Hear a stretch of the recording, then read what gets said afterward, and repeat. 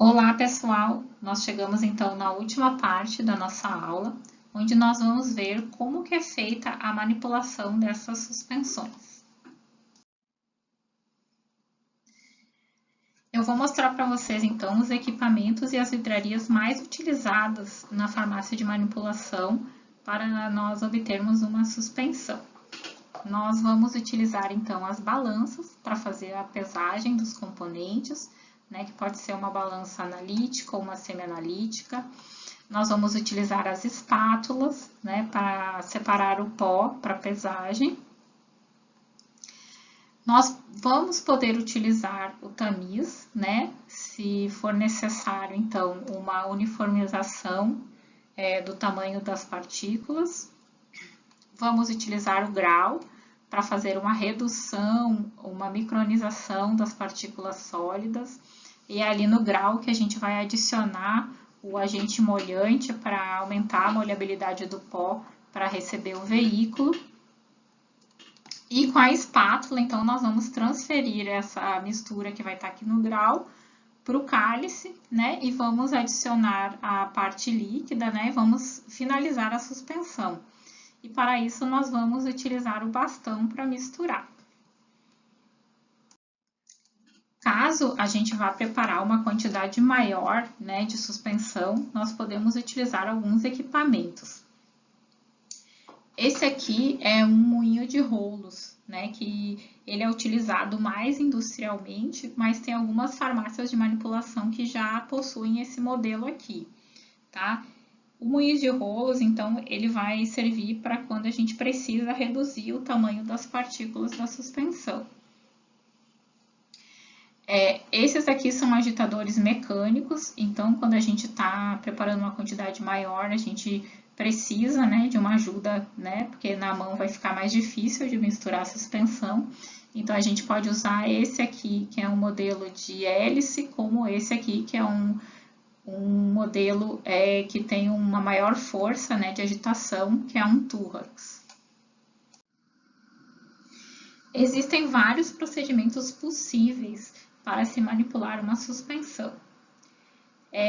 Eu trouxe aqui alguns procedimentos que são utilizados na farmácia magistral, né? E esses procedimentos eles vão variar, então, de acordo com a característica dos pós, né? E dos outros componentes que vão fazer parte daquela formulação. Então, o primeiro procedimento que eu trouxe é um procedimento onde a gente vai utilizar aquela base pronta para suspensão que eu falei para vocês. Então, nesse procedimento, a gente vai apenas misturar o sólido, que vai ser um sólido de fácil redispersão, no veículo, que é a base pronta. Então, vai ser uma simples mistura, uma simples homogeneização. Esse procedimento é bastante comum na farmácia magistral. O segundo procedimento, então, nós vamos misturar o sólido no veículo e finalizar com agente suspensor, para dar viscosidade ali na suspensão. O terceiro procedimento nós vamos fazer em duas fases. Então, em uma fase, nós vamos misturar o sólido com agente molhante. Em a outra fase, nós vamos preparar o veículo e o agente suspensor. E finalizamos juntando, então, essas duas fases para formar a suspensão. Esse procedimento também é bastante comum na farmácia magistral, um dos mais utilizados. No quarto procedimento, né, nós vamos fazer ali uma fase misturando o sólido, o agente molhante e o suspensor, e finalizando então com a adição do veículo. E por último, quando nós precisamos de um agente floculante, então nós vamos misturar o sólido, o floculante e o agente suspensor e também finalizar com o veículo.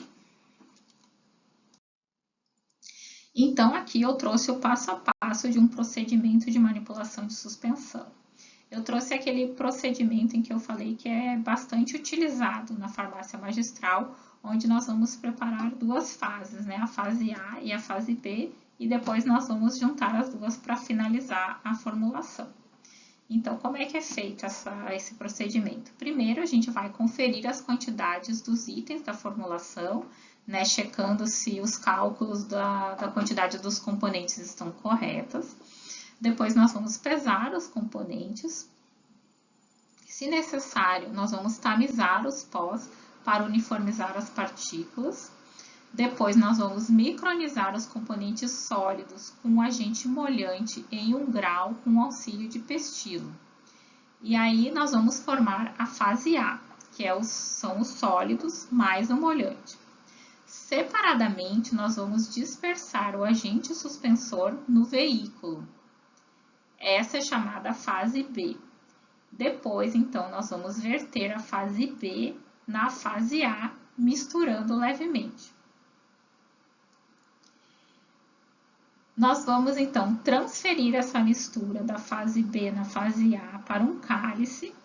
E no cálice nós vamos adicionar o conservante, os adjuvantes e aferir o volume, completando esse volume se necessário. Esse volume a gente completa ele com o veículo, tá? Após a manipulação dessa suspensão, ela vai ser enviada então para o controle de qualidade. O controle de qualidade é responsável em fazer alguns testes que atestam, né, que essa manipulação, que essa formulação, ela saiu dentro dos parâmetros que foram especificados para esse tipo de formulação. Então, vão ser avaliados caracteres organolépticos como cor, odor e sabor. Vai ser avaliado se a viscosidade dessa formulação está dentro da viscosidade que foi pré-estabelecida, né? Essa viscosidade é medida através de um viscosímetro digital, que é mais comum nas indústrias, né? É muito raro uma farmácia magistral ter um viscosímetro digital, mas pode ter. Na farmácia magistral é mais comum a gente encontrar o copo Ford, tá? Que é um equipamento manual para medida de viscosidade. Outro teste que é feito, então, para testar a qualidade dessa formulação é a medida de pH. É também feito um teste que chama volume de sedimentação ou teste da proveta, que é esse aqui, que eu vou explicar para vocês como é que é feito. E também pode ser feito um controle microbiológico para assegurar que essa suspensão ela não teve contaminação microbiológica durante o preparo dela. O volume de sedimentação é um teste de qualidade em que nós vamos verificar se o sedimento que está se formando está dentro do padrão do sedimento que foi estabelecido lá no desenvolvimento dessa formulação. Então, como é que ele é feito? A gente retira uma amostra dessa suspensão, né? A gente ressuspende ela, né? E coloca numa proveta e ali deixa em repouso durante 24 horas. No final dessas 24 horas, a gente vai fazer a medida da altura do sedimento, que é o HS, e da altura da fase líquida, que é o HL. E aí a gente faz uma conta, né? Que o volume de sedimentação vai ser a medida da altura do sedimento dividida pela altura da fase líquida, né? E aí nós vamos ter esse volume de sedimentação. Aí eu pergunto para vocês, qual é a relação do volume de sedimentação com a facilidade da redispersão? Vocês se lembram desse conceito? Então, após finalizar então, o preparo dessa suspensão e ela ser liberada lá do controle de qualidade como aprovada, nós vamos fazer o invase dessa suspensão. Para uso oral, esse invase geralmente vai ser feito em frascos de vidro âmbar, mas também pode ser envasado em frasco PET, né? Existe o PET âmbar.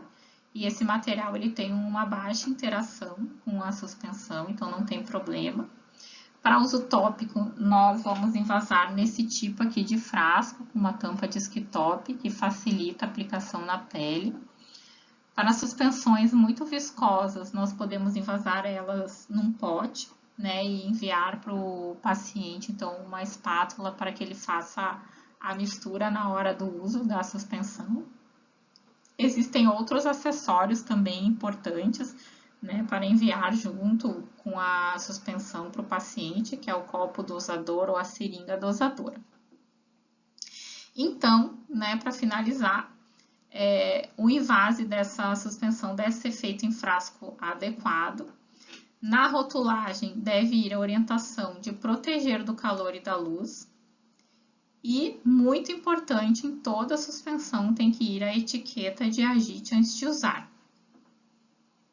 E na hora da dispensação, é muito importante que haja a orientação ao paciente, né? Que se leia ali o rótulo junto com o paciente e oriente ele a toda vez que for fazer o uso dessa suspensão, agitar antes de usar.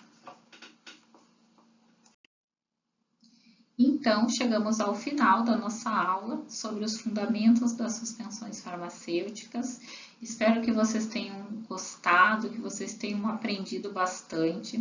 Eu vou deixar aqui esses 4 livros como referência para vocês estudarem, tá? Também vou postar um exercício complementar, tá? Para vocês fixarem esse conteúdo e ajudar vocês na hora da prova, da questão da prova, e eu fico à disposição através do meu e-mail ou na aula síncrona para que vocês tirem dúvidas ou peçam o que vocês precisarem de material complementar, tá bom?